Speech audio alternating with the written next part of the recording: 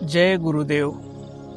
संकल्प विकल्प जेथे निमती, निरंकार सदा शांती, तद्रूप ब्रह्मची होऊनी असती, तेची मोक्षपद. या ओवीतून संत शिरोमणी शिवयोगी मन्मथ माऊली आपल्या जीवनाचा अनुभव सांगतात.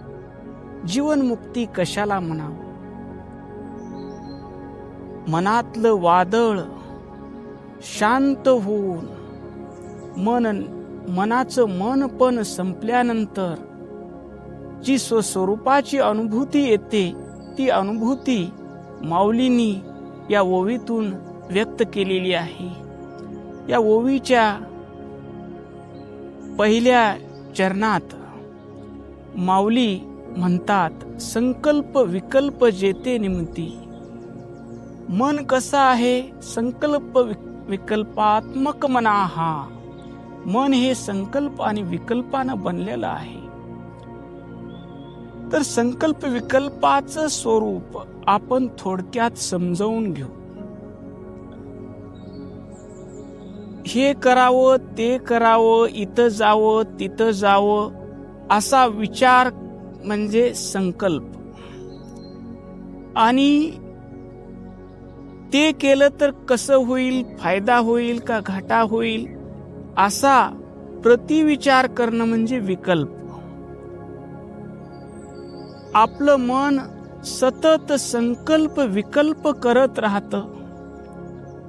व्यवहारात आपण कपड्याच्या दुकानात गेलो, एखादा ड्रेस पसंत केला, तर हे ड्रेस घेतलं तर कसं होईल, ह्याची किंमत किती असेल, आपल्याला परवडल का, असा लगेच प्रतिविचार येतो. आणि ध्यानाला बसा म्हणून सद्गुरु माऊलीनं सांगितलं, 5 मिनिट तुम्ही ध्यान करा, डोळे झाकून तुम्ही शांत बसा. 5 मिनिट बसल्यावर पहिल्या 1 मिनिटाच्या आतच मन बाजारात जातं. ध्यानाला शरीर बसलेलं असतं आणि मन बाजारात जातं, गावाला जातं, तिथं जेवावं काय, खावं काय, असा विकल्प करत असतं. तर आत्मप्राप्तीमध्ये, जीवनमुक्तीमध्ये खरी बाधा जर कोणती असेल तर संकल्प विकल्प आहे म्हणतात. याकरता माऊली सांगतात, तुम्हाला जर जीवनमुक्ती प्राप्त करून घ्यायची असेल तर तुमचे संकल्प विकल्प संपले पाहिजेत. मग त्यासाठी उपाय काय? तर सद्गुरुनाथ आपल्या शिष्याला भगवंताचं नाम देतात. तू ते नामस्मरण कर. नाम घेता घेता ज्या दिवशी तू नामी होशील, नामी म्हणजे मीपणा तुझा निघून जाईल आणि केवळ भगवंत उरेल, त्यावेळेस तुला तुझ्या मनातलं वादळ शांत होईल.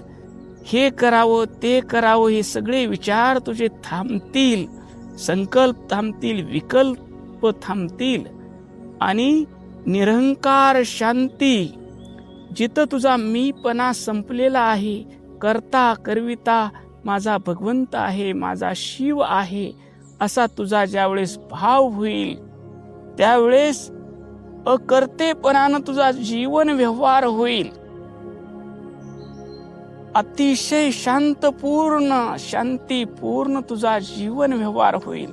निरंकार सदा शांती. तुला निरंकार शांतीची प्राप्ती होईल. तद्रूप ब्रह्मची होऊनी असती. ईश्वराचं नामस्मरण करता करता, ईश्वराचं ध्यान करता करता तू ईश्वर रूपच होऊन जाशील.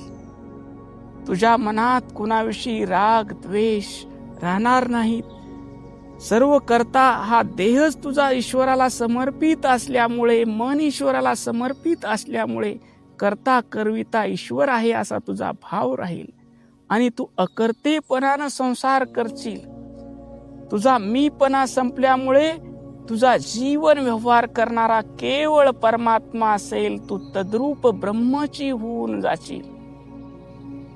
होऊन तद्रूप ब्रह्मची होणी असती. इथे होणे नाही, असणे आहे. आपण ब्रह्मस्वरूपच आहोत, आपण आत्मस्वरूपच आहोत.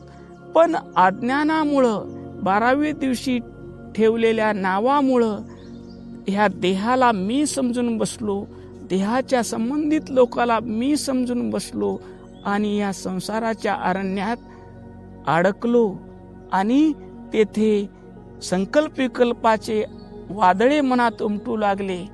पण सद्गुरुनाथ आपल्या भाग्यानं आपल्याला सद्गुरुनाथाची प्राप्ती झाली आणि त्याने आपल्याला मार्ग दाखविला आणि त्याने दाखविलेल्या मार्गानं चलत भगवंताचं नामस्मरण करता करता आपला देह बुद्धी गळाली. मी देह आहे, मी फलाना आहे, मी बिस्ताना आहे, हा मीपणाचा अहंकार गळून गेला आणि आपण ब्रह्मस्वरूप झालो. नव्हे, ब्रह्मस्वरूपाची आपल्याला स्मृती प्राप्त झाली.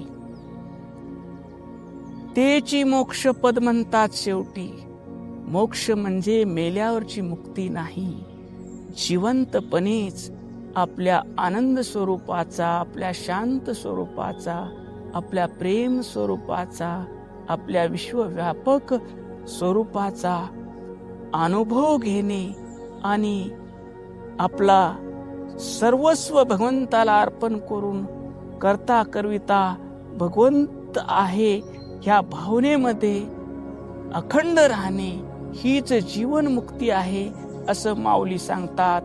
ओम शांती शांती शांती.